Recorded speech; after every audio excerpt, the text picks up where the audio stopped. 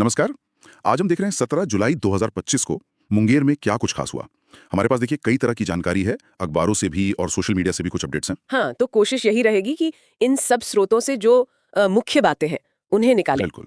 जैसे अपराध और राजनीति में क्या चल रहा था, फिर वो भारी बारिश का क्या असर हुआ और आम लोगों की जिंदगी से जुड़ी क्या गतिविधियां थी। चलिए इसी पर थोड़ी गहराई से बात करते हैं। शुरू करते हैं। तो सबसे पहले उठाते हैं राजनीति और अपराध वाला मामला। केंद्रीय मंत्री हैं ललन सिंह, मुंगेर से सांसद भी हैं।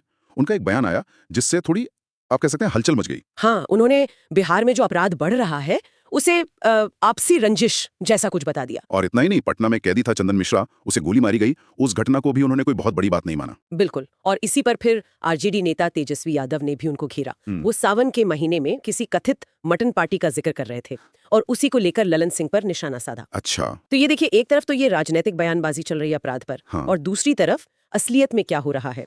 पटना के पारस अस्पताल में वही कैदी चंदन मिश्रा, हाँ। जो पैरोल पर था मेडिकल इलाज के लिए, हाँ। उसे अज्ञात हमलावरों ने गोली मार दी। ओहो। तो ये दिखाता है कि कैसे मतलब बयान कुछ और होते हैं और जमीनी हकीकत कुछ और।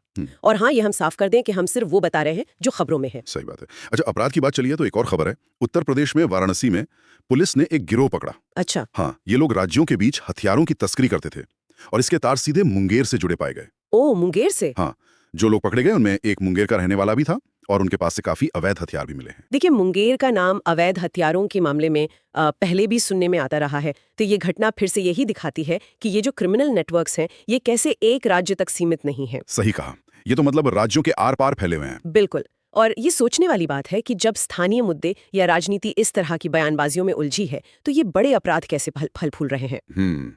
चलिए अब जरा विषय बदलते हैं, मौसम की बात करते हैं। मुंगेर में भारी बारिश हुई उस दिन और हिंदुस्तान अखबार की खबर है कि खड़गपुर तारापुर रोड पर एक डाइवर्जन बना हुआ था, अस्थायी रास्ता। हाँ, वो पानी में बह गया। अरे बाप रे। नतीजा ये हुआ कि ट्रैफिक पूरी तरह रुक गया, लोगों को बहुत परेशानी हुई और खबर में ये भी लिखा था कि मरम्मत का काम शायद ठीक से नहीं हुआ था, जिससे वो सड़क और भी खतरनाक हो गई थी। और सिर्फ यही नहीं, एक और जगह कच्ची मोड़ के पास, अच्छा, वहां डांगरी नदी के 2 तटबंध मतलब नदी के किनारे वो भी टूट गए भारी बारिश से। इससे पानी का बहाव एकदम तेज हो गया और वहां भी लोगों का आना जाना मुश्किल हो गया। तो मतलब इंफ्रास्ट्रक्चर पर काफी असर पड़ा बारिश का। हाँ, ये दिखाता है कि मॉनसून में अगर रखरखाव ठीक ना हो तो बुनियादी ढांचा कितना वल्नरेबल हो जाता है, कितनी जल्दी परेशानी खड़ी हो सकती है। बिल्कुल। अब जरा नागरिक जीवन से जुड़ी कुछ और बातों पर आते हैं। एक तरफ तो चुनाव आयोग तैयारी कर रहा है, बिहार में विधानसभा चुनाव होने 2025 में। बिल्कुल। तो वोटरों को जागरूक करने के लिए इंस्टाग्राम पर यह जानकारी मिली कि अभिनेता क्रांति प्रकाश और अभिनेत्री नीतू चंद्रा, उन्हें स्टेट SVEP आइकॉन बनाया गया है। अच्छा, SVEP यानी वो वोटर्स एजुकेशन वाला प्रोग्राम। हाँ, वही systematic voters education and electoral participation, ताकि लोग वोट डालने के लिए आगे आएं। ये तो अच्छी पहल। हाँ, लेकिन देखिए दूसरी तरफ क्या हो रहा है। प्रभात खबर की रिपोर्ट है कि सदर ब्लॉक ऑफिस में जो डेटा एंट्री ऑपरेटर काम करते हैं बेल्ट्रॉन के जरिए, बेल्ट्रॉन, हाँ, वो जो एजेंसी स्टाफ देती है, वही वो लोग अनिश्चितकालीन हड़ताल पर चले गए। ओह, तो फिर काम का क्या हुआ? काम रुक गया। खासकर जो पेंशन योजनाएं वगैरह हैं उनका काम बुरी तरह प्रभावित हुआ और जाहिर है जो लाभार्थी हैं उन्हें दिक्कतें हुई। तो ये दोनों खबरें एक साथ देखिए। एक तरफ तो चुनाव की तैयारी, लोगों को जोड़ने की कोशिश, और दूसरी तरफ सरकारी दफ्तर में हड़ताल जिससे आम आदमी की जरूरी सेवाएं ही रुक गईं। हाँ, ये एक तरह का विरोधाभास है। बिल्कुल।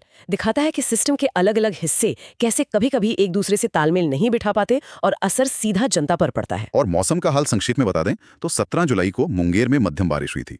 नमी 83% थी और हवा दक्षिण पूर्व से चल रही थी, लगभग 9 मील प्रति घंटे की रफ्तार से।